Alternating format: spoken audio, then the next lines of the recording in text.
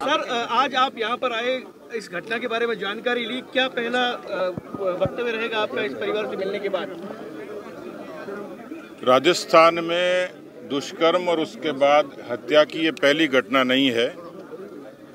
ये राजस्थान की जनता, national crime record bureau और राजस्थान की राजनीति और यहाँ के हालात को समझने वालों को सबको पता है कि राजस्थान इस समय दुष्कर्म में नंबर 1 है।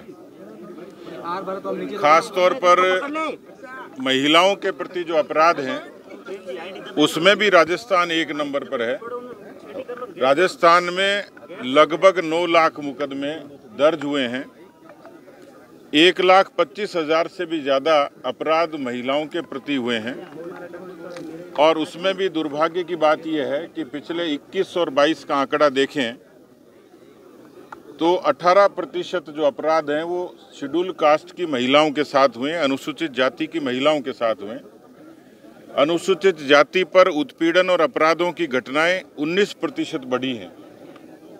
और इसलिए ये अंदाज लगा सकते हैं कि जिस राजस्थान को ये कहा जाता था कि ये शांतिपूर्ण प्रदेश है, अब ये पूरे तरीके से अशोक गहलोत की सियासत में, उनके राज में, उनकी शासन में अपराधों की राजधानी बन गया है। और इसका दोषी कोई है तो राजस्थान का मुख्यमंत्री, राजस्थान का गृह मंत्री है। इसमें दुर्भाग्य और जुड़ जाता है जब उनके ही संभाग में इस तरीके की घटनाएं होती हैं। और घटनाएं होने के बाद जिस तरीके से पर्दा डाला जाता है, आज बेशक समझौता हो गया क्योंकि पीड़ित परिवार आर्थिक रूप से भी और सामाजिक रूप से भी पीड़ित है और उसने प्रशासन के दबाव में हो सकता है ये समझौता कर लिया हो। लेकिन इस समझौते के बाद में धीरे परत दर परत जो बातें आएंगी उससे कांग्रेस पार्टी की सरकार अपने पापों पर पर्दा डाल नहीं सकती। ये समझौता कांग्रेस पार्टी को, अशोक गहलोत को पाक साफ कतई नहीं करता है। और इसलिए आज नहीं तो कल, कल नहीं तो परसों इन अबलाओं की बददुआएं कांग्रेस पार्टी पर और अशोक गहलोत पर भारी पड़ने वाली हैं। ये जवाब तो जनता की अदालत में देना ही पड़ेगा, क्योंकि राजस्थान में आज जो प्रश्न है किसी पंथ, जाति और मजहब का नहीं है। वो प्रश्न है कानून व्यवस्था का। अपराधी अपराध क्यों करता है? क्योंकि उसको लगता है कि कानून का शासन नहीं है, सरकार कमजोर है। तो मैं मुख्यमंत्री की फितरत देखता हूं कि उनको कुर्सी बचाने की फिक्र ज़्यादा है और किसी अबला की असमत बचे इसकी फिक्र कम है। और इसलिए 1,25,000 से भी ज़्यादा मुकदमे महिलाओं के प्रति कम नहीं होते हैं। जो आंकड़ा है वो प्रमाणिक है। नेशनल क्राइम रिकॉर्ड ब्यूरो इस बात को पुख्ता करता है कि 6,000 बलात्कार किसको कहते हैं। इसलिए सरकार किस काम की है, किस नाम की सरकार है? ऐसा लगता है कि सरकार का इकबाल खत्म हो गया। और जो पुलिस थानों के बाहर जो पंचलाइन लिखी होती है, अपराधियों में भय और आमजन में विश्वास, मुझे लगता है कि ये उल्टी हो गई पंचलाइन। अपराधी बेखौफ हैं और आम जनता खौफजदा है। इसलिए भारतीय जनता पार्टी का प्रतिनिधिमंडल भी है, मैं भी एक जिम्मेवार जनप्रतिनिधि हूँ। मेरी आत्मा ने गवारा नहीं किया, इसलिए मैं चल कर आया। हमारे जो प्रतिनिधिमंडल के सदस्य हैं वो बारीकी से हर तथ्य पर, इस पर पूरी जानकारी करेंगे। पीपी चौधरी जी, हमारे सचेतक जोगेश्वर गर्ग जी, विनीता सेठ जी और हमारे यहाँ के तभी स्थानीय अमराराम जी से लेकर हमीर सिंह जी, तमाम लोग, हमारे जिलाध्यक्ष जी, उन्होंने पूरी जानकारी दी और समय समय पर दी। एक जागरूक विपक्ष के नेता के नाते, कार्यकर्ता के नाते और जनप्रतिनिधि के नाते आपने इस मामले को जिस तरीके से उजागर किया है और पीड़ित परिवार के साथ खड़े रहे हैं, यही कारण है कि आनंद फानंद में सरकार को ये सब करना पड़ा।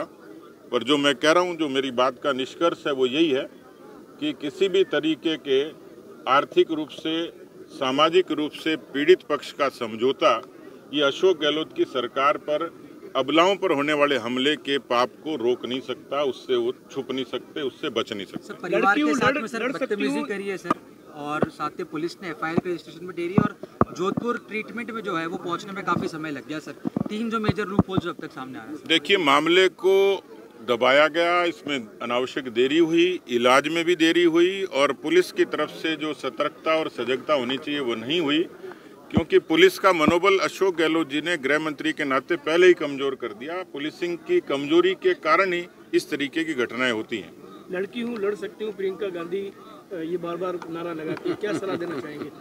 देखिए, कांग्रेस में चाहे प्रियंका गांधी जी हों चाहे राहुल गांधी जी हों, वो केवल नारों पर जिंदा हैं, लेकिन जनता नारों पर इत्तेफाक नहीं करती, उस पर भरोसा नहीं करती, ज़मीन पर लड़ना पड़ता है। लेकिन ये उनकी फितरत में नहीं है। उनको अलग अलग चश्मे हैं उनके, और उन चश्मों के रंग अलग हैं।